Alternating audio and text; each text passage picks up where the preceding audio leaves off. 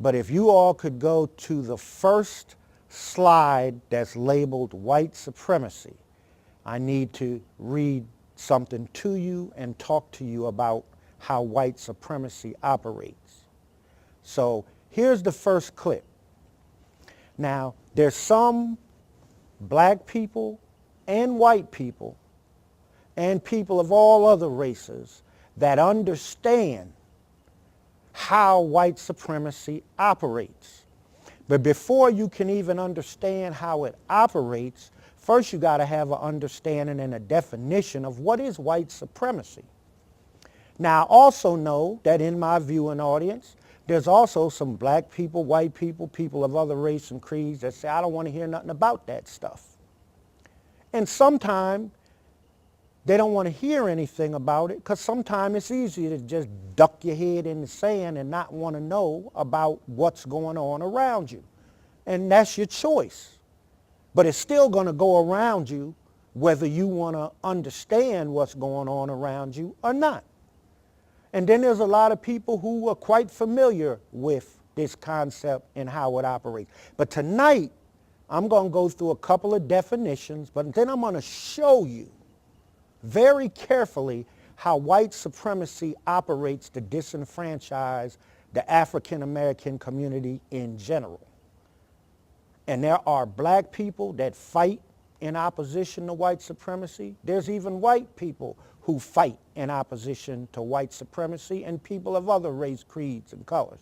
And if you don't believe me, go Google white supremacy and go look at some videos and go look at some of the things that are written in the conversations about it. It's not just a Delaware, Wilmington, Delaware issue. It permeates throughout the state. It's part of the foundation of the original Constitution of the United States of America, where black people were 3/5 of a man. That was the implementation of white supremacy in the Constitution of the United States. It's operating all throughout the world. So go back to that first definition because I didn't even read it and get to it yet. I'm working my way to it, but pull that back up. So white supremacy is the belief that white people are superior to those of all other races, especially the black race, and should therefore dominate society. So when I read this definition, if I was going to give you a quiz and I said, okay, according to white supremacy, who's supposed to dominate society? Well, according to this definition, white people are supposed to dominate society in a society based on white supremacy. Well, who are the people that they're supposed to dominate over if white supremacy is operating? Well, white people are superior to those of all other races,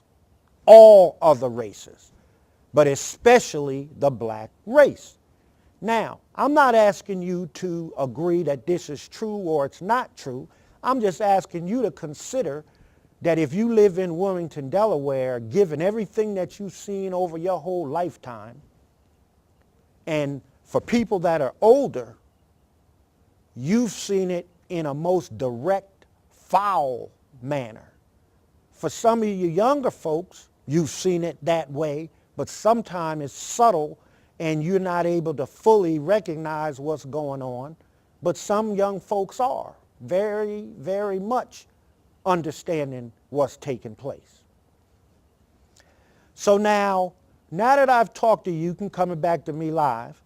Now that I've set this background, because see, if you, no matter how old you are, no matter what race, creed, or color you are, if you don't understand that this country was founded in its Constitution on 3/5 of a man for people for color, that's the kind of thing that people who believe in white supremacy would say and do.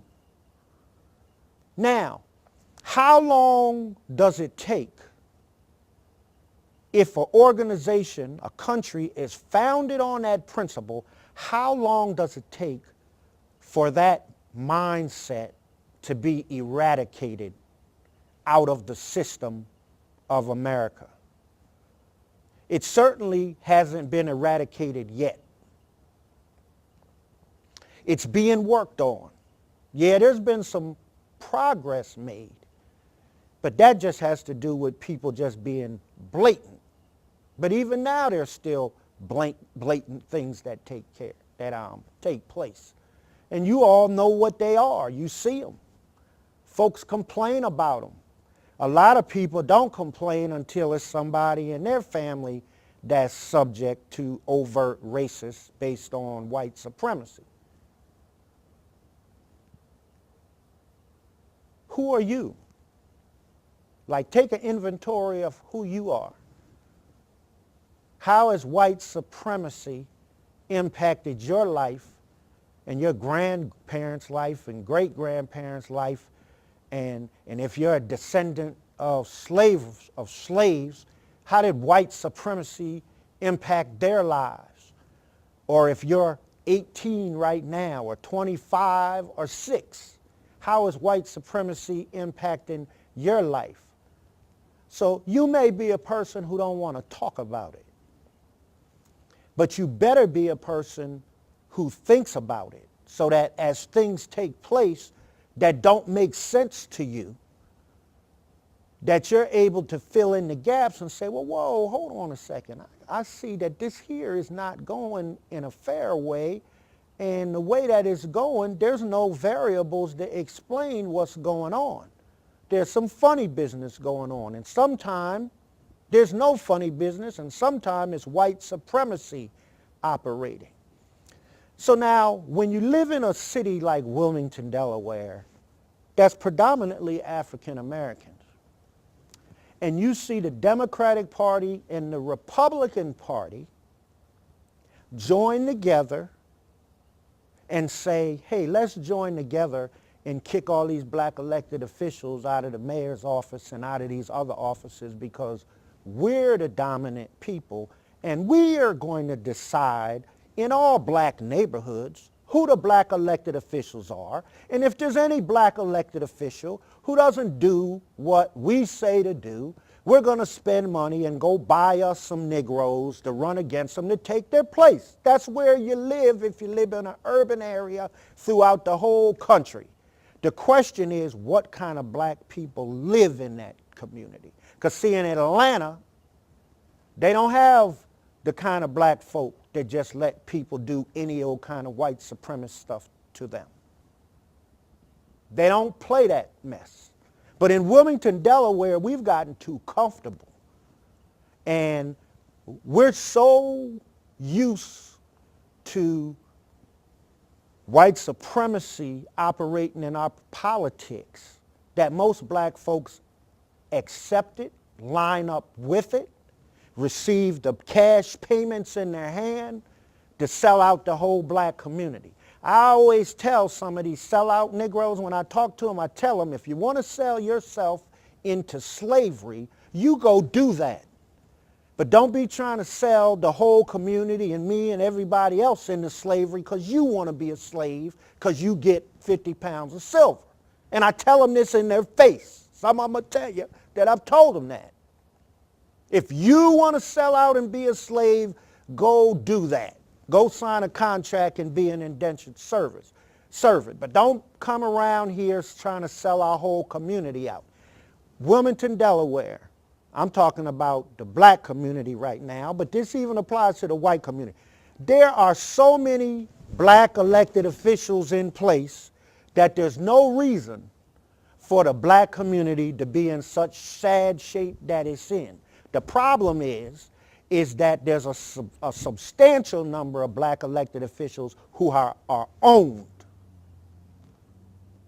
And we don't have enough black elected officials for some of them to trick the black community and be in office, and they're owned.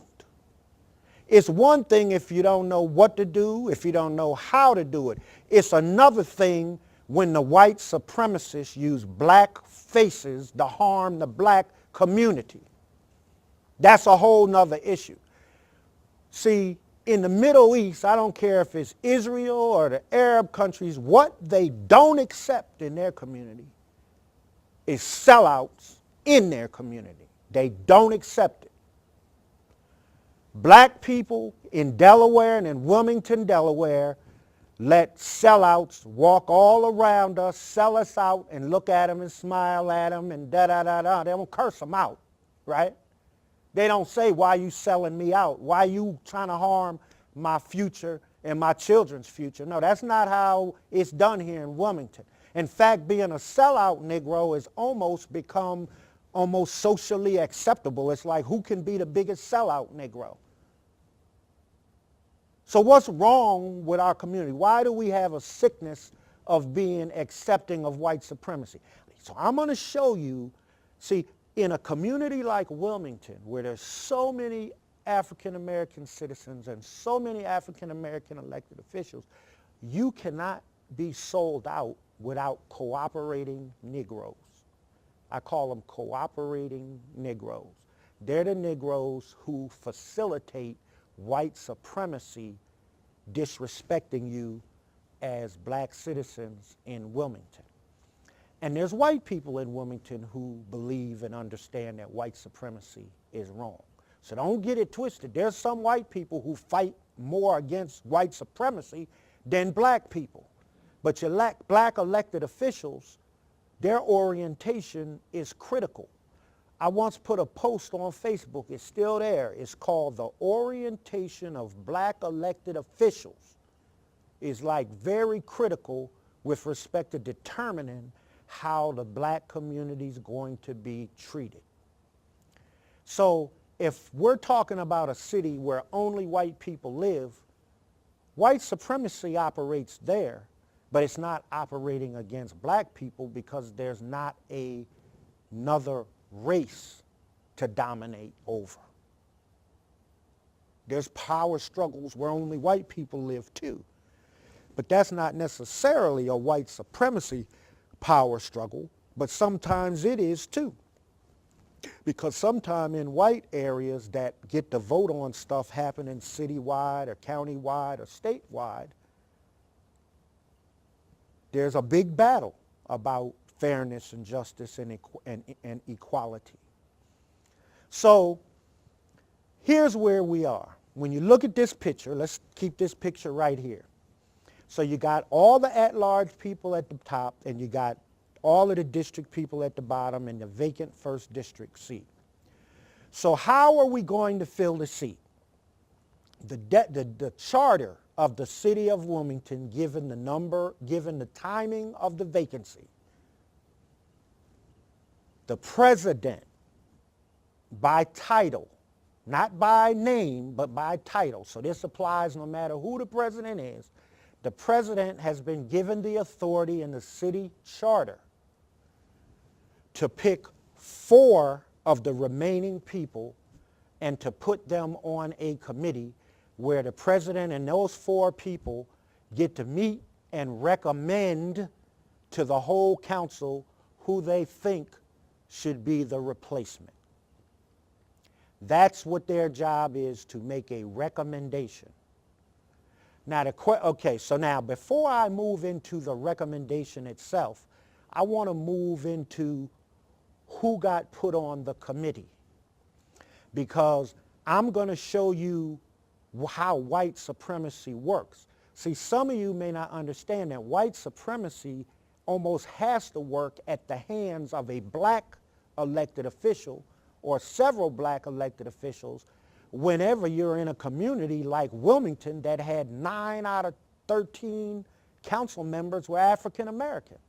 So there shouldn't be any white supremacy operating on Wilmington City Council if 9 out of 13 council members are black council members.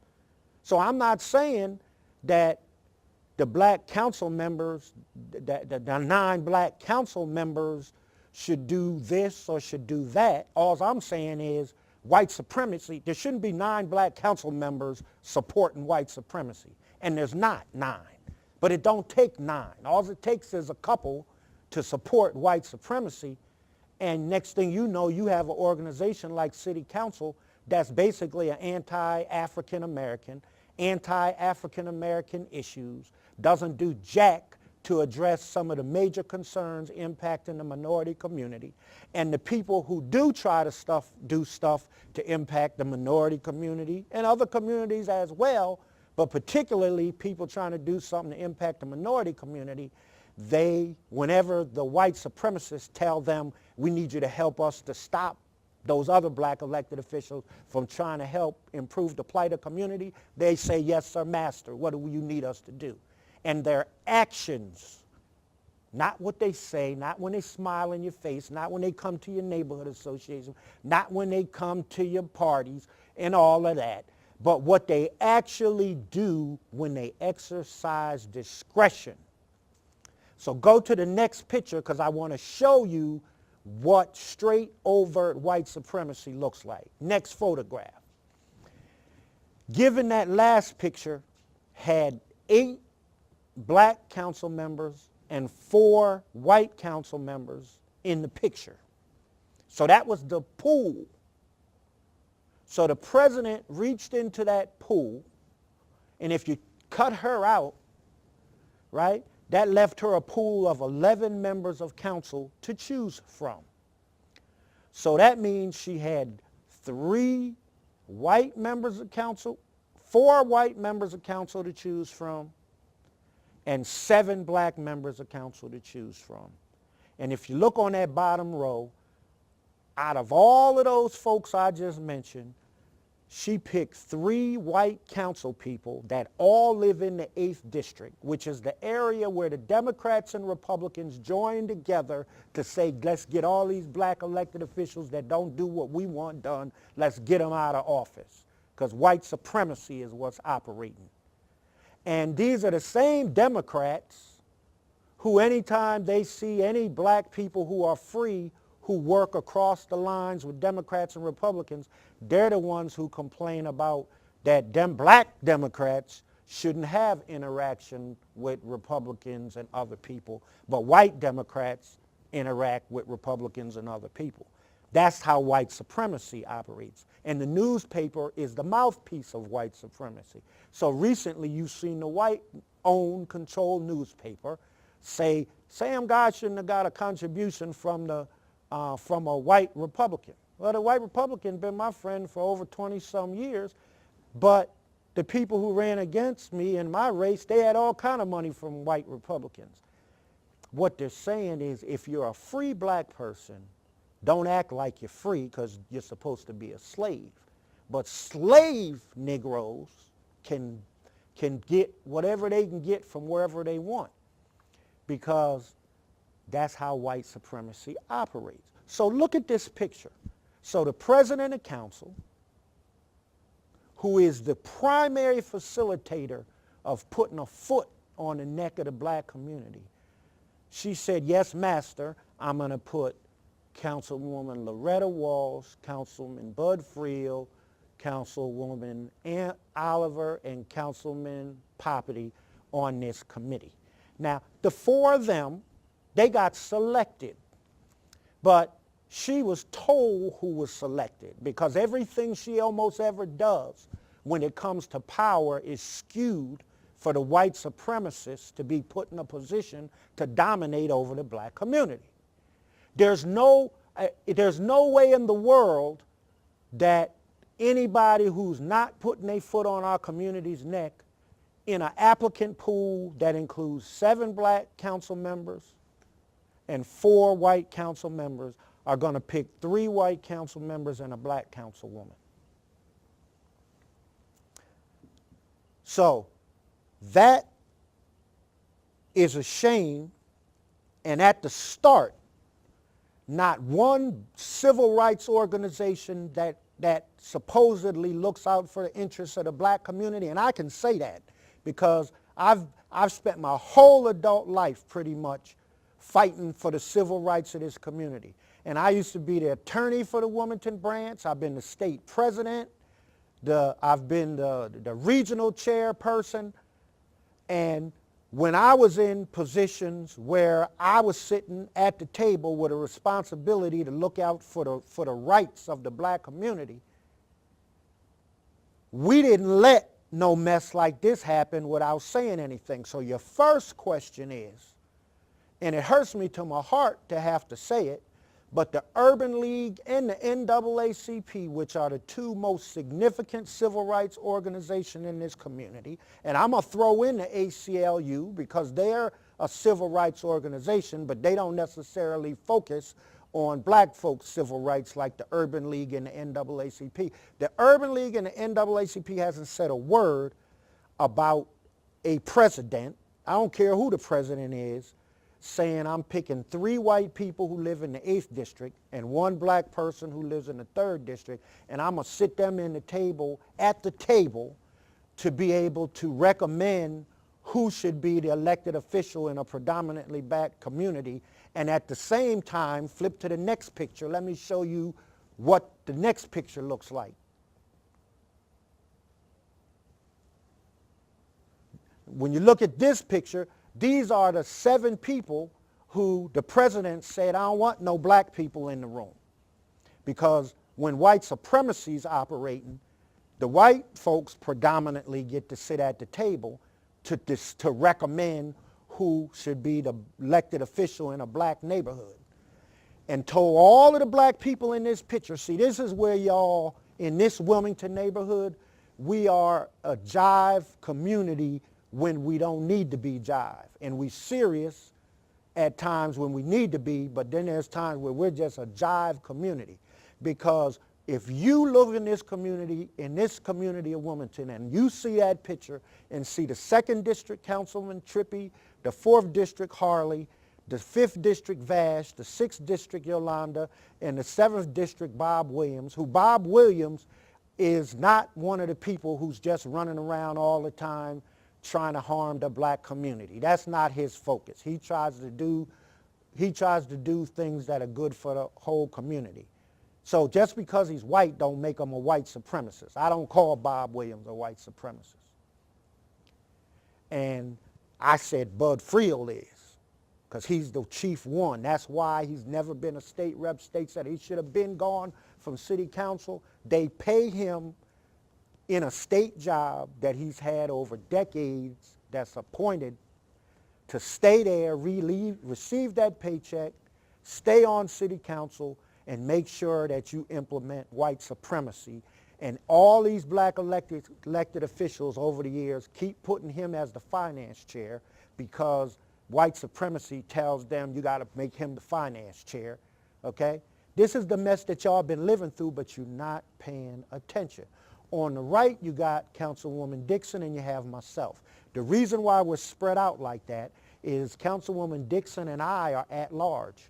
So there's 4 at large. So the 2 white at large under white supremacy go sit at the table. The 2 black at large are told to go sit down in the corner somewhere. This ain't none of your business. Over here, all them black elected officials was excluded from the room. What does excluded mean? The rules of city council say that anytime a committee of council is meeting, all members of council are eligible to be at the meeting. If you're not a member, you don't get to vote. So we were supposed to all get to be at the meeting. The other 5 get to vote, but we should have been able to sit in and hear all the interviews so that when it came time when they recommended somebody, we would have heard all of the interviews, and then we would have decided along with the other 5 people who we're going to elect. But they didn't want us to see the interviews because they were trying, in the name of white supremacy, let me go back to the picture of the implementation of white supremacy. That's the picture that precedes this one. No, the picture with the 5 people on the committee. This was the implementation of white supremacy. Those folks can come in the room. The other people, mostly black folks, are folks who don't just hate on the black community. Y'all can't come in the room. Well, they didn't even have the authority to lock the door because we're all council people. So what they're trying to do is they're trying